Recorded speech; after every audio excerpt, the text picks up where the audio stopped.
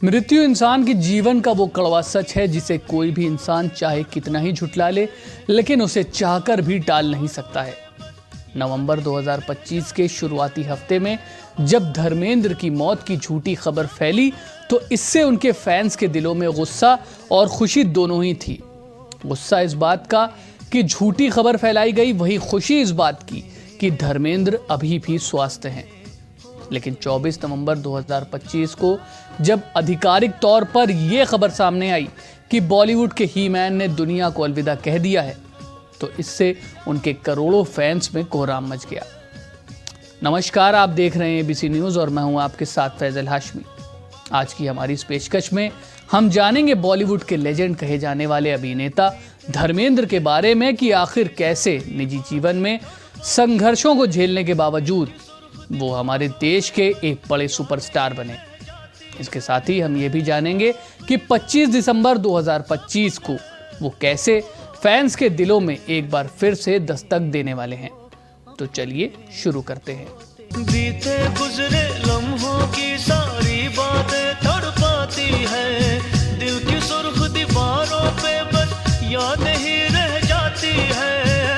बाकी सब सपने होते हैं, अपने तो अपने होते हैं, अपने तो अपने होते हैं।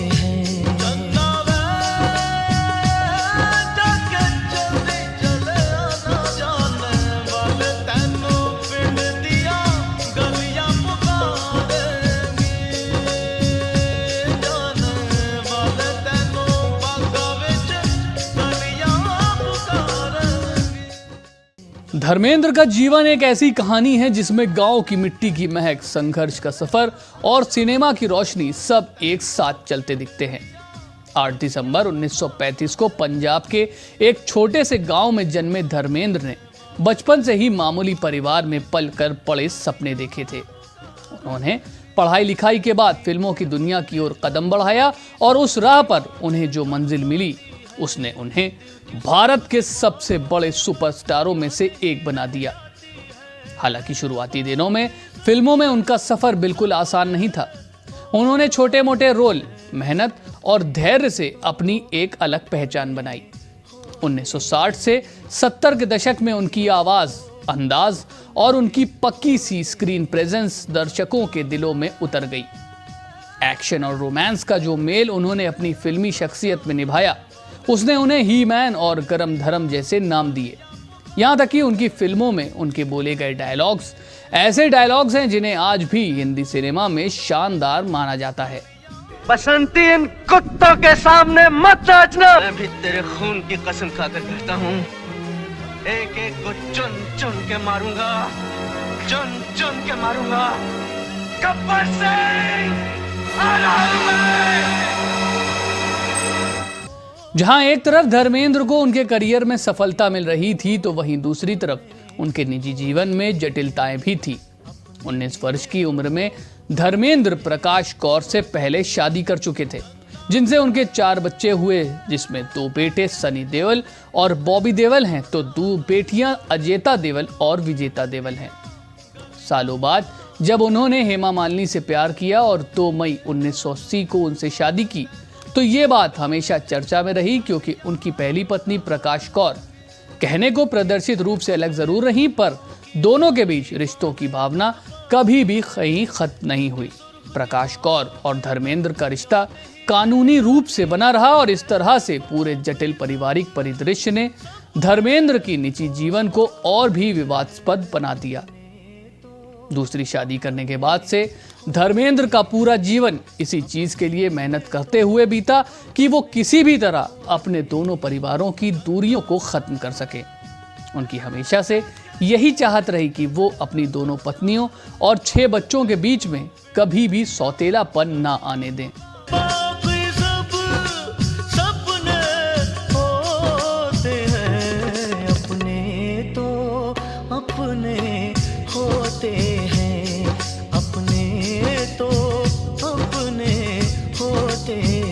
धर्मेंद्र ने 2004 में अपनी फिल्मी करियर के साथ साथ पहली बार राजनीति में अपना कदम रखा। उस समय भारतीय जनता पार्टी ने उन्हें 2004 के लोकसभा चुनाव के लिए राजस्थान के बीकानेर सीट से प्रत्याशी बनाया। ये वो चुनाव था जिसे भाजपा के लिए इंडिया शाइनिंग अभियान के तहत लड़ा गया था। चुनाव के नतीजों में धर्मेंद्र ने कांग्रेस के उम्मीदवार रामेश्वर लाल डूडी को लगभग 57,000 वोटों के अंतर से हराया और 14वीं लोकसभा के लिए सांसद बने। इस जीत को उस समय फिल्मी स्टार पॉलिटिक्स की जीत माना गया, क्योंकि उनकी लोकप्रियता और बॉलीवुड करिश्मे ने जनता को जोड़ने में भूमिका निभाई थी। हालांकि सांसद बनने के बाद धर्मेंद्र की राजनीति उन्हें उतनी सफलता नहीं दे सकी जितनी उन्हें उनकी फिल्मों ने दी थी। संसदीय रिकॉर्ड बताते हैं कि 2004 से 2009 के उनके कार्यकाल के दौरान संसद की बैठकों में उनकी उपस्थिति कम रही। कई मीडिया रिपोर्ट्स में कहा गया कि वो अक्सर फिल्मों की शूटिंग या अपने फार्म हाउस में व्यस्त रहते थे, जिससे उनकी उपस्थिति और लोक कार्य दोनों प्रभावित हुए। 2009 में अपने एक कार्यकाल पूरे करने के बाद धर्मेंद्र ने दोबारा चुनाव नहीं लड़ा और राजनीति से दूरी बना ली। उन्होंने खुद स्वीकार किया कि राजनीति उनका वो रास्ता नहीं था जहां वो लंबे समय तक टिक सकें। वहीं बात करें धर्मेंद्र के बाकी बॉलीवुड से उनके रिश्ते की, तो आपको बता दें कि धर्मेंद्र का बॉलीवुड के बाकी सुपरस्टार्स से रिश्ता हमेशा गर्मजोशी, सम्मान और व्यक्तिगत स्नेह पर आधारित रहा। इंडस्ट्री के लोग उन्हें सिर्फ एक बड़ा अभिनेता नहीं बल्कि एक दिलदार इंसान और ऐसे वरिष्ठ कलाकार के रूप में जानते थे जो नए पुराने और हर पीढ़ी के सितारों के बीच अपनी जगह बनाने में सफल होते थे। बॉलीवुड के एक मेगा स्टार दिलीप कुमार के साथ उनका रिश्ता बेहद आदरपूर्ण और भावनात्मक जुड़ाव से भरा माना जाता था। धर्मेंद्र अक्सर बताते थे कि दिलीप कुमार उनके शुरुआती प्रेरणा स्रोतों में से एक थे और जब धर्मेंद्र स्ट्रगल करते हुए मुंबई आए थे तब दिलीप कुमार उस दौर के सबसे बड़े स्टार थे और उनके अभिनय की गहराई ने धर्मेंद्र पर गहरा असर छोड़ा था। खुद दिलीप कुमार ने भी कई बार सार्वजनिक रूप से धर्मेंद्र की सादगी और स्क्रीन प्रेजेंस की तारीफ की थी। उन्होंने कहा था कि अगर ऊपर वाला उन्हें भी धर्मेंद्र जैसा हैंडसम बनाता तो वो भी बेहद खुश होते। जब मैंने पहली बार धर्म को देखा था और देखते ही मुझे मेरे दिल में एक उमंग पैदा हुई कि अल्लाह मुझको ऐसे ही बनाया होता तो क्या था। अपने भाई, अपने बच्चे, अपना घर गृहस्थी, अपने बुजुर्ग, उनके साए में पले हैं। मैं दुआ दूंगा, मेरी खुशकिस्मती है कि मैं इस तकरीब में शामिल हूं और मेरी दुआएं हैं कि अल्लाह इनके इक़बाल को और रोशन और बुलंद करे। दिलीप कुमार के साथ साथ सलमान खान के साथ भी धर्मेंद्र का रिश्ता अलग पीढ़ी का होते हुए भी बेहद स्नेहपूर्ण रहा। सलमान खान एक नहीं कई बार ये कह चुके हैं कि उन्होंने हिंदी फिल्म इंडस्ट्री में धर्मेंद्र को अपना आदर्श माना है। उन्होंने कहा है कि धर्मेंद्र की वजह से ही उन्होंने फिल्मों में हीरो बनने का सोचा था। वहीं धर्मेंद्र भी सलमान से अपना प्यार कई बार जाहिर कर चुके हैं। उन्होंने तो ये तक कहा था कि उनका सनी और बॉबी के बाद अगर कोई तीसरा बेटा है तो वो और कोई नहीं बल्कि सलमान ही है। मैं तो कहूँगा ये मेरा बेटा है। अब कहूँगा 3 बेटे हैं, तीनों जज्बाती हैं, खुददार हैं, ट्रांसपेरेंट हैं, लेकिन ये थोड़ा मुझ पे ज्यादा गया है। इसलिए कि ये रंगीन मिजाज है, इसलिए कि ये मेरी तरह ठुमका भी लगाता है, ये बहुत है। 24 नवंबर को धर्मेंद्र के इस दुनिया से जाने की वजह से केवल बॉलीवुड ही नहीं बल्कि देश और दुनिया भर में उनके तमाम फैंस में अभी भी उनका गम ताज़ा है। लोगों के लिए ये बात सह पाना बेहद मुश्किल है कि जिस सितारे को देखकर वो खुश हुआ करते थे उसे अब वो दोबारा कभी नहीं देख पाएंगे। इसी चीज को देखते हुए आपको बता दें कि बॉलीवुड निर्माता दिनेश विजन ने यह फैसला लिया है कि वो अपनी फिल्म 21 को 25 दिसंबर 2025 यानी कि क्रिसमस के मौके पर सिनेमा घरों में रिलीज करेंगे।